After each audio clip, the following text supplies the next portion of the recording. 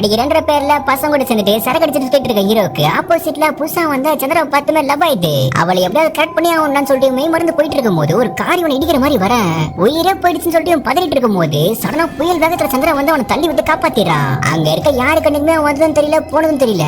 இவ ஒரு ரெஸ்டாரண்ட்ல ஒர்க் பண்ணிட்டு இருப்பா. அங்க இவ கூட ஒர்க் பண்ணிட்டு இருக்க ஒரு பொண்ணு ஒரு பொறிக்கு பையன் நீ லவ் பண்றே லாஸ்ட் அடி பண்ணி சொல்லிட்டு மிரட்டிட்டு இருப்பான்.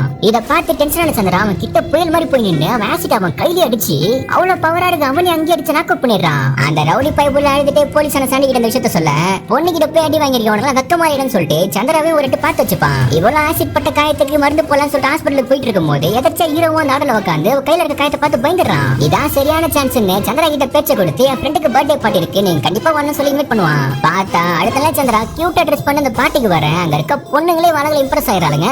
பார்ட்டில ஒரே சவுண்டா இருக்குன்னு சொல்லிட்டு போலீஸ் சாண்டி அங்க வந்து பார்த்து இவனை கஞ்சா வச்சிருக்கத கண்டுபிடிச்சான். இதாண்டா அவங்களுக்கு ஃபர்ஸ்ட் அண்ட் லாஸ்ட் வார்னிங் சொல்லிட்டு அவன் காவலான்னு பார்க்கும்போது சந்திராவை பார்த்துருவான். சந்திராவை பயம் போத்ததுக்காகவே திரும்ப ஒரு யூட்டன் அடிச்சுட்டு டேய் கான்ஸ்டபிள் இங்க இருக்க எல்லா பொண்ணுங்களும் செக் பண்ணுன்னு சொல்ல அந்த ஆளு ஸ்ட்ரெயிட்டா ஒரு குண்டா இருக்க பொண்ணை தொல்லான்ட்டு போவான். அங்க இருக்க எல்லாருமே வேணாம்னு சொல்லிட்டு கெஞ்சி வாங்க ஆனா கேட்கவே மாட்டான். சாண்டிக்கு சந்திரா கண்ணில் பயத்தை பார்த்ததுமே செக்கிங் கேன்சல் சொல்லிட்டு அங்க கிளம்பிடுறான்.